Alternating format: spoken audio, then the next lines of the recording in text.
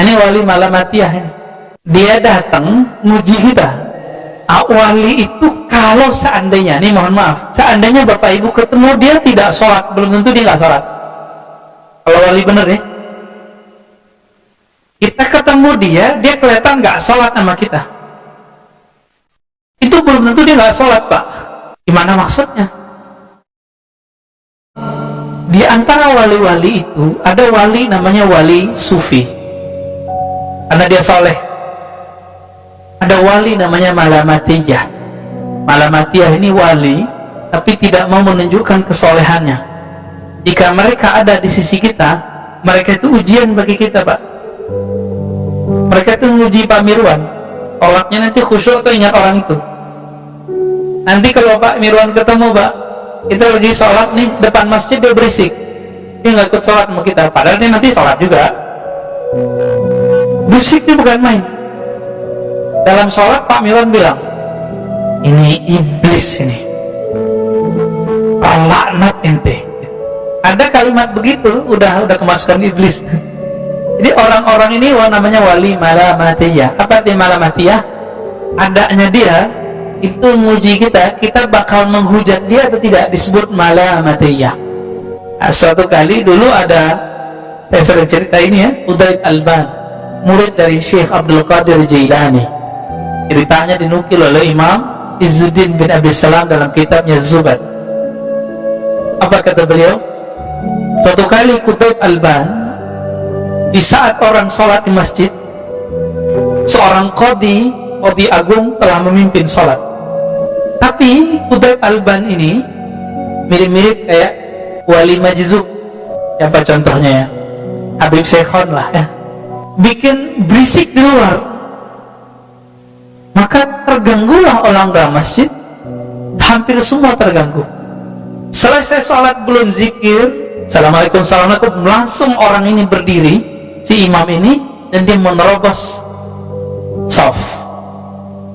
Sekedar ingin jambangin, ingin kasih pengajaran kepada orang yang berisik di depan masjid. Apa kata si hakim yang jadi imam ini? Wahai musuh Allah. Wah, kalimatnya langsung begitu. Hati-hati, Pak. Ini ciri-ciri orang nggak lolos kalau kena uji wali yang level 2. Kalau sama wali level 1 kebanyakan kita bener. Ya bener, dia soleh, pakai serban, pakai gamis, pakai sajadah, pakai tasbih. Kita gampang tahu. Tapi kalau wali level 2 ini, kita susah mengenalnya. Dikata-katailah ya oleh si imam ini. Jadi imam ini, apa yang dia kata-katai dalam sholatnya, itu keluar semua. Ya, Qutaib Alban senyum aja.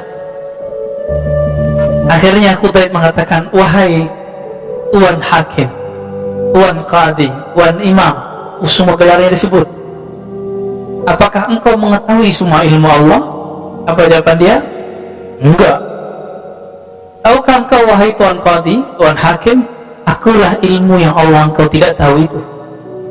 Bingung dia. Baru situ Pak dia kemudian melepaskan orang ini. Baru dia sadar, oh iya juga ya, lagi sholat kita terganggu sama orang begitu ya.